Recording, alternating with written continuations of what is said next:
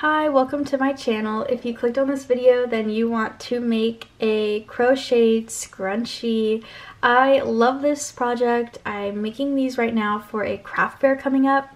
These are the perfect quick stash buster project to kind of get rid of some yarn you have laying around that you don't necessarily have a lot of, and it's perfect for summer, which is definitely coming up. And this is a beginner-friendly tutorial. I will be going very slow and explaining all of the new stitches to you. Don't forget to like this video and subscribe to my channel for more crochet tutorials. Alright, let's get started. For the supplies for this project, you are going to want a 5mm crochet hook, a hair tie. I just use a normal elastic hair tie. Any kind of hair tie is fine. You're going to want a crochet needle to weave in your ends and a pair of scissors. Now, the yarn that you use for this project, you can use literally any yarn. I use Red Heart Super Saver, but I use any yarn that I have laying around. There's not a lot of counting. It's going to be very versatile to however big your hair tie is and however big your yarn is. So what we're going to do is make a slip knot on your yarn.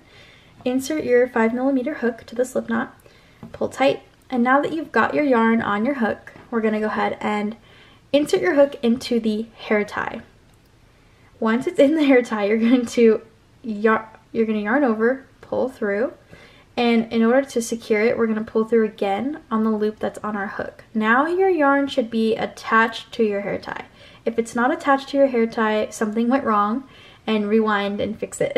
Now we're going to chain one, and what we're going to do is place a single crochet all the way around our hair tie. Now you want to do this really snugly, so insert your hook, yarn over, pull through, yarn over, pull through 2 loops. That is a single crochet. I'm going to do it a few more times slowly and then we'll pick up the pace. So insert your hook, yarn over, pull through, yarn over, pull through both loops. Insert your hook into the hair tie, yarn over, pull through, yarn over, pull through both loops. So what we're going to do is single crochet all the way around. And as you're single crocheting, you definitely want to kind of push your stitches down. See how it got significantly smaller? So what you want to do is every couple single crochets that you do, just go ahead and stop and move your stitches down the hair tie until there's no gaps. The goal here is to fit as many single crochets that you can into your hair tie, because what happens is when the hair tie stretches, you're gonna get kind of these gaps between your stitches, so you want to try to make that minimal, okay? So as many, there's not an exact count, it really just depends on your hair tie. You're just gonna keep doing single crochets until your whole hair tie is full, and then you're gonna stop and kind of see how there's a gap here. You're gonna grab here and kind of just scoot them down until there's no gap. So this part can take a little bit, especially if you have a larger hair tie like I do, but it's totally worth it. So go ahead and just keep doing single crochets and scooching them down, and when you're done, go ahead and meet me back and I'll show you how to finish it off.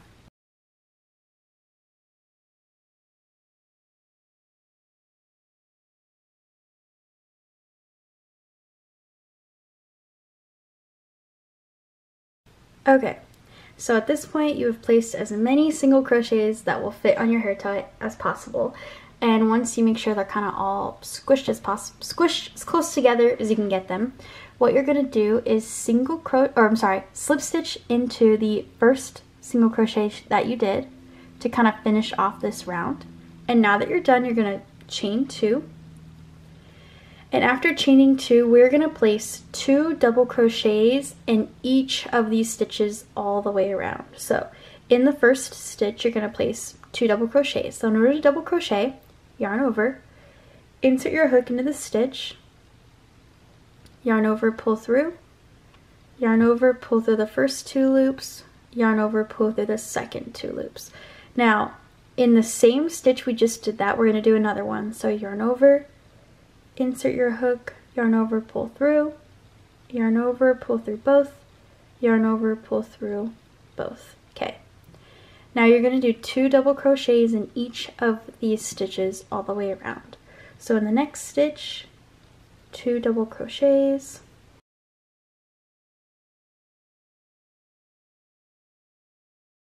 and the next stitch 2 double crochets,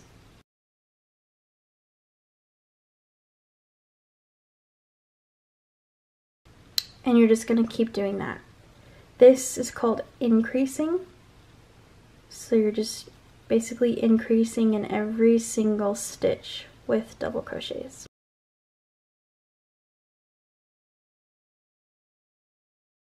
And this is what kind of creates this fluff, this like ripple effect, is doing this. So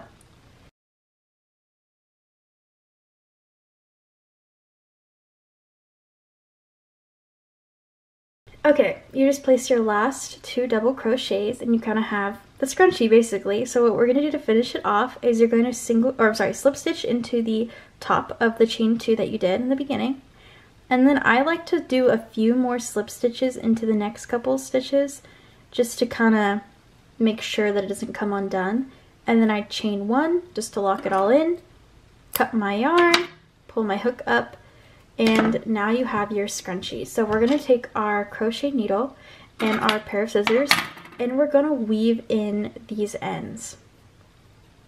So you just put your yarn through the needle, and I like to kind of go down one of the double crochets and then pull through, and then I like to just weave my needle at the bottom of all these double crochets that we just did, and I like to weave in a couple like that, kind of pull through, skip 1, weave back through, skip 1, weave back through, and then cut it off. I haven't had a problem doing it this way. If you like to join your ends a different way, or I'm sorry, weave in your ends a different way, go for it. This is just the way that I found works for me. So for this, we're going to kind of go up into these double crochet stitches here, pull through, skip 1, weave back through, skip 1, weave back through, and cut it off. Now you have finished your scrunchie. So yep, you made it all the way to the end. You should have a scrunchie by this point. If you don't, comment down below and we can try and figure out what went wrong. I hope you enjoyed this tutorial. If you did, please like this video and subscribe to my channel. It only takes a second and it really helps me out. If there's anything else that you want me to make a tutorial for that you haven't found on YouTube yet, please leave a comment in the comment section down below and I will get to it as soon as possible. Thanks for watching.